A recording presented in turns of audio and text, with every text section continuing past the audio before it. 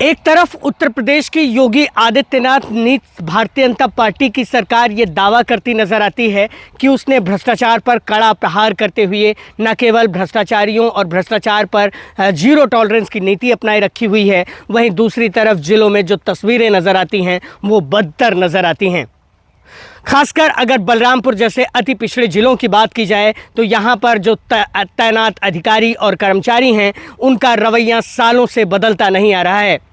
वो चाहे सपा सरकार की बात हो, चाहे बसपा सरकार की बात हो, चाहे भाजपा के रिजिम पहले की बात हो या भाजपा के रिजिम दूसरे की बात हो, लगातार भ्रष्टाचार की घटनाएं और उससे जुड़ी शिकायतें होती रहती हैं, लेकिन अधिकारी अपने आप को बचाने का कोई ना कोई जुगाड़ ज़रूर निकाल लेते हैं। एक ऐसा ही ताज़ा मामला बलरामपुर ज़िले के प्रांतीय खंड लोक निर्माण विभाग से जुड़ा हुआ है। बताया जाता है कि साल 2020 के अंतिम माहों में गैसड़ी विधानसभा क्षेत्र से पूर्व विधायक शैलेश कुमार सैलू ने विधायक रहते हुए शिकायत की थी और उनके खिलाफ एक टीसीएस जांच कमेटी का गठन, एक उच्च स्तरीय समिति जिसे कहा जा सकता है, उसका गठन किया गया था लोक निर्माण सचिव द्वारा। लेकिन 2021 में ये जांच जब शुरू हुई तो उस जांच में कुछ नहीं किया गया। तत्कालीन अधिशासी अभियंता मेद प्रकाश और तत्कालीन अधिशासी अभियंता भानु यादव के भ्रष्टाचार की और उनके द्वारा अनियमित तौर पर भुगतान किए जाने वाले पैसे को लेकर ये जांच की प्रक्रिया अपनाई गई थी। हम आपको अगर बताएं तो प्रांतीय निर्माण खंड बड़े पैमाने पर ज़िलों में सड़कों के प्रबंधन और उनको नए तरीके से बनवाने के कामकाज को देखता है। सड़कों में गड्ढे भरने का काम हो या सड़कों को नए तरीके से बनवाने का काम हो, प्रांतीय निर्माण खंड के ऊपर बड़े पैमाने पर जिम्मेदारी है।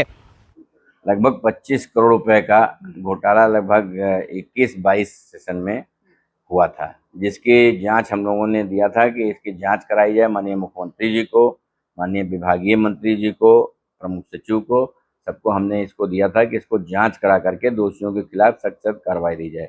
प्रांतीय खंड में इस तरह के भ्रष्टाचार आए दिन होते रहते हैं। आज वर्तमान समय में भी वही स्थितियां हैं कि छोटे छोटे बांड बना करके बिना काम किए करोड़ों रुपए का भुगतान किया जा रहा है। हमने इसकी जांच दी थी। जो एसआईटी की टीम आई थी जांच करने, उनको ये लोग मैनेज कर लिए। हम शिकायत करता थे, हमसे ना तो किसी ने बात किया, ना चर्चा किया, ना हमारे पास आए कि इसमें आप क्या कहना चाहते हैं, कि अपना पक्ष हमारा था, जो हमारे पास साक्ष्य थे, जिस तरह से हम लोगों ने किया था। लेकिन कोई इसमें बीच में मिलने भी नहीं आया, बात करने भी नहीं आया। और इसको मैनेज करके जिन अधिकारियों के खिलाफ कार्रवाई होनी थी उनका डिमोशन की जगह पर उनका प्रमोशन भी हो गया, वो आगे भी चले गए। और वर्तमान स्थिति में तो पीडब्ल्यूडी की हालत और प्रांतीय खंड की और ज़्यादा खराब है। यहाँ पे बिना काम का भुगतान, चहेते लोगों को काम दे देना, इस तरह की जो काम चल रहे हैं, इसमें आप हम चाहते हैं कि पुनः इसकी जांच की जाए, दोषी अधिकारियों को तत्काल यहाँ से हटाया जाए और उनके खिलाफ जो भ्रष्टाचार है उसकी जांच करके कार्रवाई हो। यही आज हमारी मांग है। इसी में कुछ ऐसा किया जाता है जिसके जरिए जो है तमाम तरह के भ्रष्टाचार की बातों को अंजाम दिया जाता है। मसलन छोटे ठेकों में न केवल अपने चहेतों को ठेका दिया जाता है, बल्कि गैसड़ी विधायक ने तो आरोप यहाँ तक लगाया है कि जो अधिकारी यहाँ पर आते हैं वो अपने साथ ठेकेदारों तक को लाते हैं कि अपने चहेतों को ठेका देकर फर्जी बिलों पर भुगतान करवाया जा सके। उन्होंने कड़ा एक पत्र लिखते हुए मुख्यमंत्री योगी आदित्यनाथ को और प्रमुख सचिव गृह को, इसके साथ ही अन्य आला अधिकारियों को प्रदेश के यह याद दिलाया है कि 2020 से चल रही जांच अब तक पूरी क्यों नहीं हुई और जिन अधिकारियों के खिलाफ उन्होंने शिकायत की थी उस पर जो है अब तक कोई कड़ा रुख क्यों नहीं अपनाया गया और क्यों जो है ऐसे अधिकारियों को जिनके खिलाफ जाँच होनी थी उन्हें प्रमोट करके अन्य जगहों पर या तो ट्रांसफ़र कर दिया गया या तो वो अन्य जगहों पर इस समय नौकरी कर रहे हैं या बलरामपुर में ही नौकरी कर रहे हैं। पूरे मामले पर शैलेश कुमार सिंह सैलू का स्पष्ट कहना है कि इसमें जब तक जांच नहीं होती तब तक भ्रष्टाचार की जो कलई है वो नहीं खुलेगी और जो योगी आदित्यनाथ जो सूबे के मुख्यमंत्री हैं उनका जो विज़न है कि वो प्रदेश की जनता को एक भ्रष्टाचार मुक्त सरकार देने का जो वायदा करते हैं वो तब तक पूरा नहीं होगा।